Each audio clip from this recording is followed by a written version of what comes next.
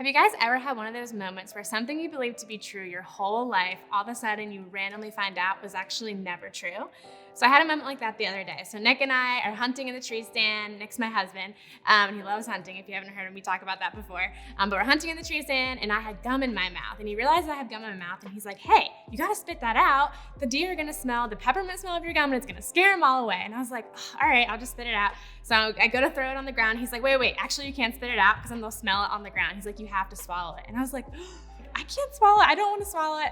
Anyway, long story short, I end up swallowing the gum, and I'm kind of freaking out afterwards. So I had to look it up. Is it true that if you swallow gum, it'll stay in your stomach for 7 years? So I look it up, and I was so relieved to find out that it's actually not true. If you swallow gum, it will not stay in your stomach for 7 years. Doctors have said that that's a myth. It's not true, and I was so glad to find this out. You guys probably have had moments like that in your life where something you thought to be true for your whole life actually turns out it wasn't true at all, and sometimes it's a pleasant surprise. There's a lot of common misbeliefs like that in the world, and one of them that actually pertains to Christianity is a lot of people think that if you choose to believe in Jesus, you choose to accept him as your savior, that all of a sudden your life is gonna be really easy. A lot of people think that when you choose to follow Jesus, your life's gonna be perfect and you're gonna be successful and things are just gonna be great. But actually, that's not true at all. In fact, in John 16:33, God tells us that that's not true. He says, here on earth, you will have many trials and sorrows, but take heart, I've overcome the world. So he says, here on earth, things aren't gonna be easy. Things are gonna be hard. You're gonna have lots of trials and sorrows in this world. And even as I say that, I'm sure some of you who have been a Christian maybe your whole life, or maybe you're a new Christian, you've probably already experienced that there's been hard times. Things haven't been easy, things haven't been perfect. And in fact, there's actually a lot of stories in the Bible of people who were devout followers of God, who were Christians, who their life was not easy. They experienced a lot of trials and sorrows. And I wanna talk to you guys about one of those people today. So I wanna talk to you guys about a guy by the name of Joseph. And if you've never heard the story of Joseph, I encourage you to read it. It starts in Genesis 37. It's an incredible story that we're not gonna be able to get into all the details today because there's a lot that goes into it, but totally check it out. But I wanna kind of give you guys the overview of the life of Joseph. So Joseph is this guy who has lots of brothers, and his dad's name is Jacob.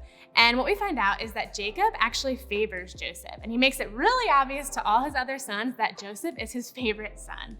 And so he would do things like show up in front of all the other sons and present Jacob with a colorful robe and just make it really obvious that Joseph was his favorite. And so all of Joseph's brothers weren't a big fan of Joseph because of this. And Joseph didn't always help his cause. For example, one time he told his brothers that he was having dreams that one day all his brothers were gonna bow down to him. And they didn't really like that. And so what ends up happening is Joseph's brothers become so jealous of him and they don't like him because their dad favors him that they decide that they wanna kill him. They're gonna plot and plan to kill him. And one of the brothers speaks up and says, hey, maybe let's not actually kill him, but what if we just sell him into slavery, get him away from our family, and that'll work out just fine. And so that's what they end up doing. They end up taking Joseph, beating him up, and then selling him into slavery to this family in Egypt. And so imagine being Joseph in this moment. You have a great life because your dad favors you and life is great and you still love your family, and all of a sudden your own siblings betray you and sell you into slavery and you think you're never gonna see your family ever again. Imagine the pain and the sorrow that Joseph felt in that moment. Well, I want to talk to you guys about God's faithfulness even throughout Joseph's story, even throughout the pain that he's experiencing. And so like I said earlier, we can't get into all the details, but not only was Joseph sold into slavery, but he went through a lot of difficult trials after that happened. And but because God was with him through this, God actually put Joseph in a position where he actually eventually became the second highest guy in all of Egypt. He actually becomes the right-hand man to Pharaoh. And God actually gives Joseph this ability to interpret dreams. And so what happens is Joseph's able to interpret dreams. The Pharaoh's having all these crazy, weird dreams, and he's like, hey, I need someone to interpret these. And because Joseph has this ability, because God gave him this ability to do this, he's able to interpret Pharaoh's dreams, and he tells Pharaoh what these dreams are all about. And so he tells him, here's what your dreams mean. There's gonna be 7 years of tons of abundance and just tons of good and just plentiful food. There's gonna be a great 7-year span in Egypt where things are gonna be awesome. But then after that 7 years, there's gonna be 7 years where things are terrible. There's gonna be a famine and it's gonna be really, really bad. And so what I suggest you do is during the 7 years where things are great, you store up and save tons of food so that when the 7 years of the famine hits, Egypt's okay, people don't die of starvation, and things will still be fine. And so Pharaoh says, all right, I like that you can interpret my dream. I like that you have this plan, so you're in charge, make it happen, here we go. So Joseph's like, all right, so what ends up happening is even though Joseph's brothers and family isn't in Egypt, this famine actually affected them where they lived. And so Jacob, their brother, or their dad says, hey, you guys need to go to Egypt and go get us food because we're gonna die of starvation because this famine has hit. And so what happens is Joseph's brothers, they go to Egypt and they actually become face to face with Joseph. And in this moment, they don't realize it's Joseph because they don't even know at this point that Joseph's still alive. They just know they sold him into slavery years ago, and they have no idea that he's in this powerful position now. And so we're gonna pick up in the Bible in Genesis where it talks about Joseph for the first time in years coming face to face with his brothers who sold him into slavery. So this is Joseph talking to his brothers and he says, please come closer. So they came closer and he said to them, I am Joseph, your brother, whom you sold into slavery in Egypt. But don't be upset and don't be angry with yourselves for selling me into this place.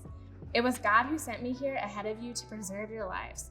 This famine that has ravaged the land for 2 years will last 5 more years, and there will be neither plowing nor harvesting.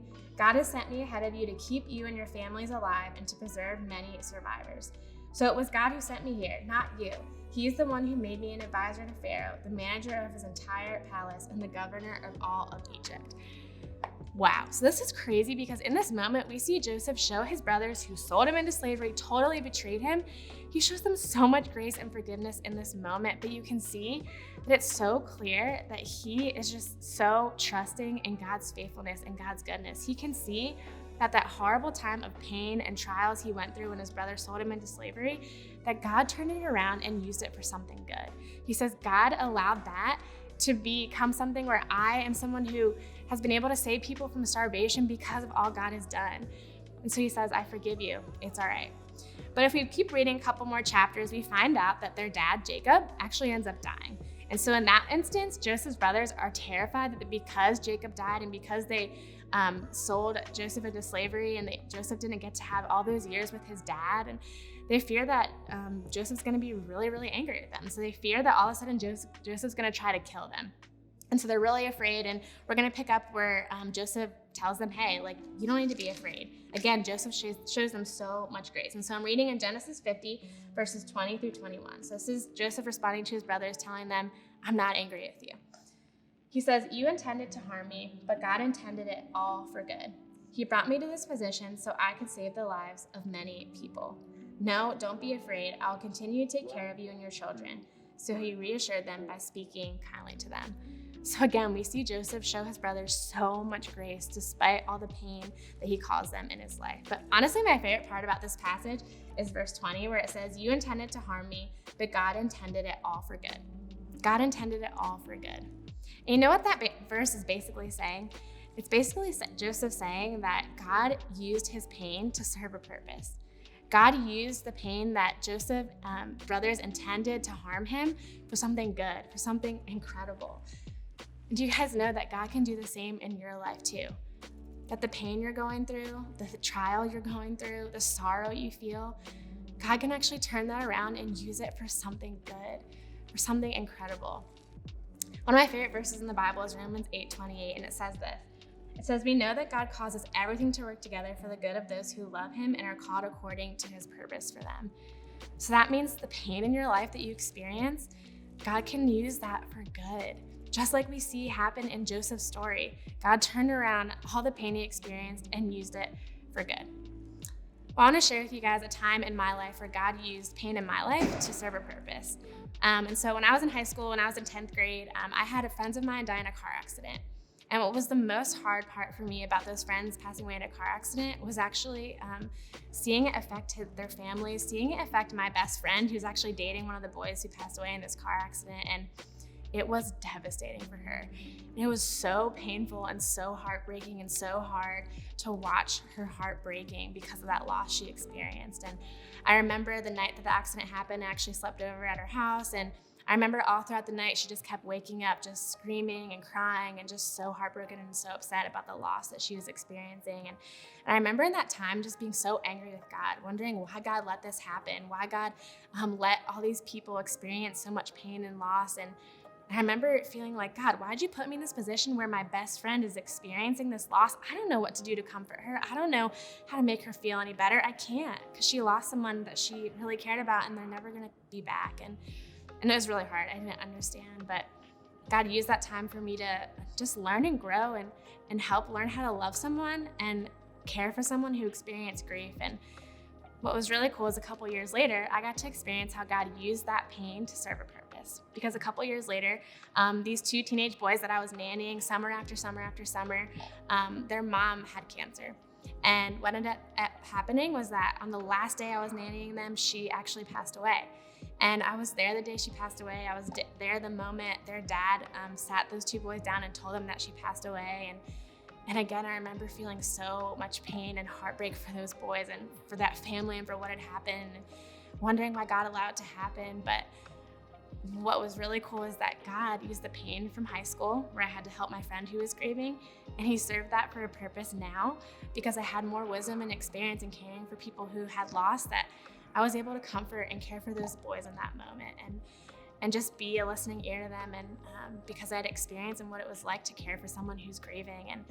And God used my pain from high school to serve a purpose in this moment now, where I was there for these little boys. And then fast forward a couple years later, I was a camp counselor at this sports camp, and one of the girls in my group, her mom had recently passed away, and for some reason she just really clung to me and we really connected. And I was able to talk to her about the pain of loss and how good God can use our pain for a purpose. Because of those things that I experienced, those other times that I was with people who experienced grief in their life. And so God used those painful moments in my life to serve a purpose.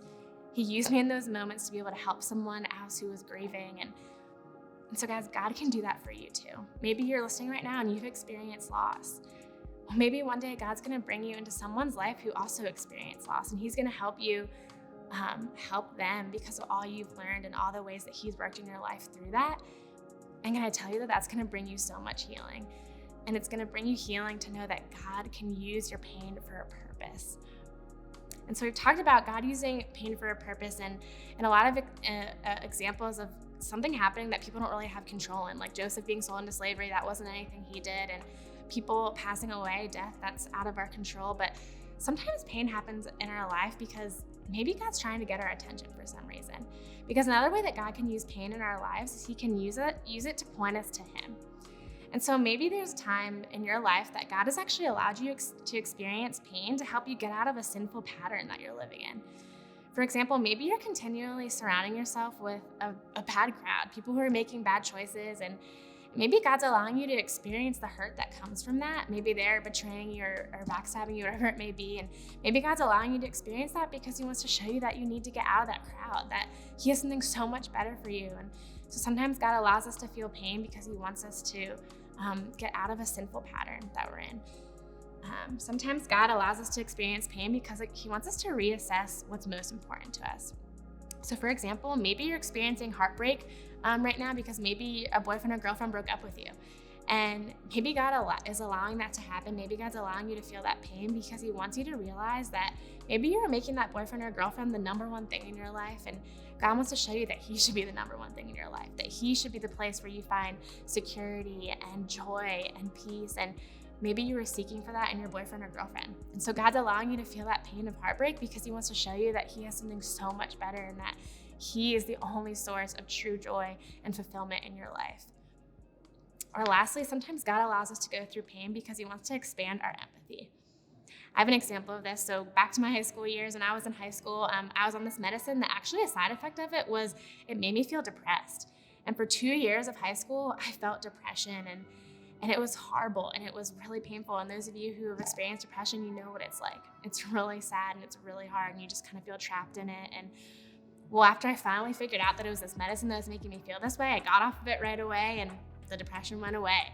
And I remember being really angry after that, of like, oh God, like, why didn't you help me realize this sooner? Then I wouldn't have had to go through that. But actually, after a few years passed, I actually realized that I'm really glad that I experienced what it was like to feel depression. I'm really actually glad I experienced that pain, because now I have such an understanding for the people who go through that.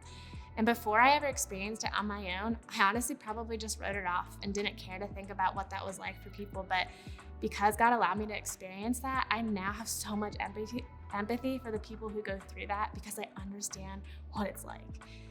And so sometimes God allows pain in our lives so he can expand the empathy in our hearts. So guys, pain sucks and it hurts, and it's not fun. But God can use your pain to serve a purpose. And God can use your pain to point you to Him, to draw you closer to Him. And so as we close, I want to challenge you guys with this. Next time you're going through something painful in your life, instead of asking God, why is this happening to me? Instead of getting so angry, instead of getting so caught up in the hurt, try to pull yourself out of that and try to ask God what He wants to teach you in that. Maybe God's trying to show you that your pain's gonna serve a purpose. Or maybe God wants to show you that He's trying to draw you closer to Him through your pain. I know that's hard and I know it's not easy to do, but guys, God works all things together for your good. And so I challenge you, ask Him what He wants to teach you in it, and trust that He is faithful and that He is good, just like He was in Joseph's story, just like He was in that story in my life I showed you. And He can use your pain for something good.